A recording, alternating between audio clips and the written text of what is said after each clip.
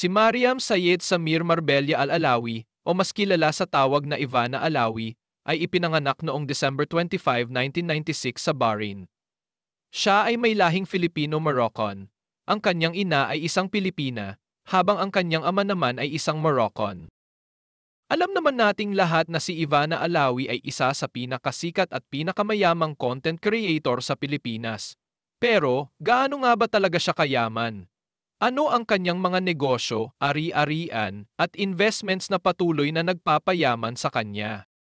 Panoorin mo ang video hanggang dulo para malaman mo ang buong detalye. Hindi naging madali ang buhay ni Ivana noong bata pa siya. Lumaki siyang mahirap at dumaan sa napakaraming pagsubok. Nung iniwan sila ng kanyang ama, si Ivana at ang kanyang mga kapatid ay lumaking kasama ang kanilang ina sa Pilipinas. Madalas niyang ikinukwento sa kanyang mga vlogs na nakaranas sila ng hirap sa buhay. Minsan nga, wala silang maayos na pagkain sa hapagkainan. Pero kahit mahirap ang buhay noon, hindi ito naging hadlang kay Ivana para magsumikap.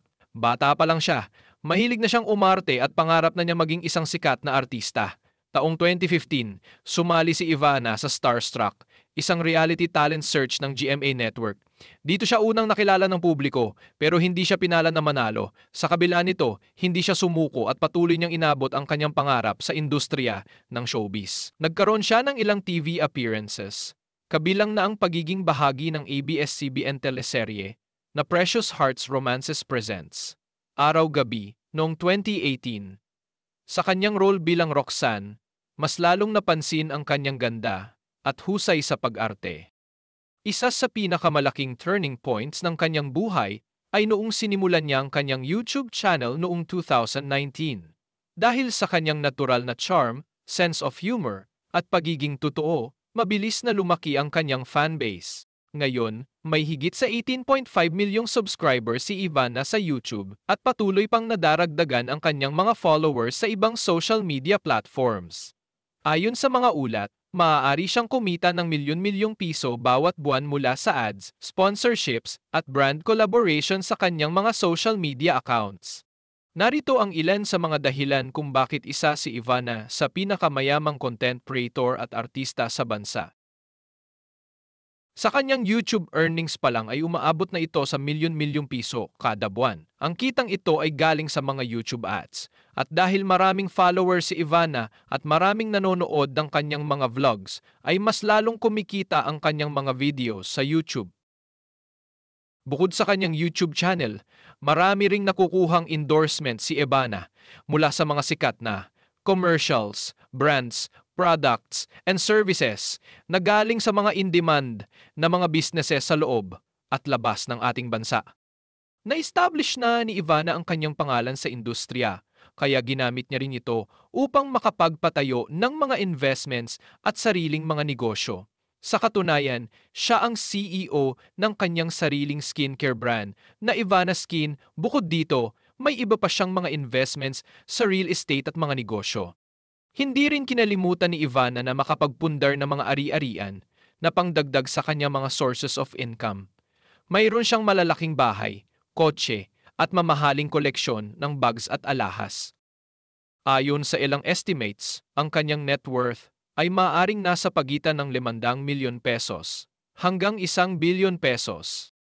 Bukod sa kanyang kita sa YouTube at negosyo, kilala si Ivana sa kanyang marangyang pamumuhay. Ilan sa kanyang mga assets ay ang kanyang luxury house. Ibinahagi ni Ivana ang kanyang mansyon sa isang vlog kung saan makikita ang kanyang modernong bahay na may swimming pool, malawak na garahe, at napakagandang interior design. Bukod dito, meron din siyang mga mamamaling sasakyan na talaga namang milyon-milyon ang halaga. Mayroon siyang high-end cars tulad ng Lamborghini, Range Rover at Mercedes-Benz. Ito ang mga klase ng mga sasakyan na hindi mo basta-basta mabibili. Bilang isang babae, hindi rin mawawala kay Ivana ang pagkakaroon ng mga luxury bags and jewelry. May collection siya ng mga kilalang brands sa ibang bansa tulad na lamang ng Hermes, Chanel, Louis Vuitton, at isang 8-carat diamond ring na nagkakahalaga ng milyon-milyong piso. Sa kabila ng kasikatan at yaman ni Ivana, marami pa rin ang nagtatanong tungkol sa kanyang love life. May boyfriend na nga ba si Ivana? Sa mga past interviews niya, inamin ni Ivana na maraming nanliligaw sa kanya pero single pa rin siya. Sinabi niya na gusto niyang makahanap ng isang lalaking mapagmahal, mabait, at may respeto sa kanyang pamilya. Nalink si Ivana noong 2020 sa isang sikat na dancer. Nalink si Ivana kay DJ Lunyo matapos nilang mag-collab sa ilang vlogs.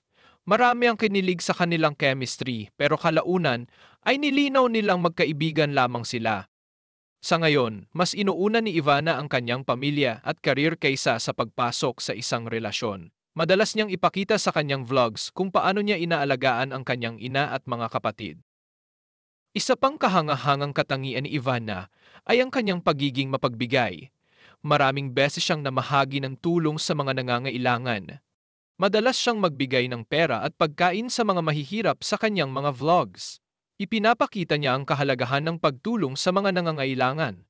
Hindi mahalaga kung gaano ito kalaki o kaliit, ang importante ay nakakapagbigay tayo kung kaya natin. Makikita rin sa ilan niyang mga vlogs kung gaano niya kamahal ang kanyang pamilya. Binilhan niya ng bahay at negosyo ang kanyang ina bilang pasasalamat sa lahat ng sakripisyo nito. Marami ang natuwa kay Ivana dahil hindi lahat ng anak ay may ganitong mindset. Dahil sa kanyang pagiging matulungin, maraming tao ang lalong humahanga sa kanya, hindi lang bilang artista kundi bilang isang tao. So, ang total ko is 5,500. 1, 2, 3, 4, 5. Tapos ito, pamasko ko din sa'yo. 5,000. Thank you! Let's go! Mula sa pagiging isang simpleng babae na lumaki sa hirap, ngayon ay isa na si Ivana Alawi sa pinakamayaman at matagumpay na babae sa bansa.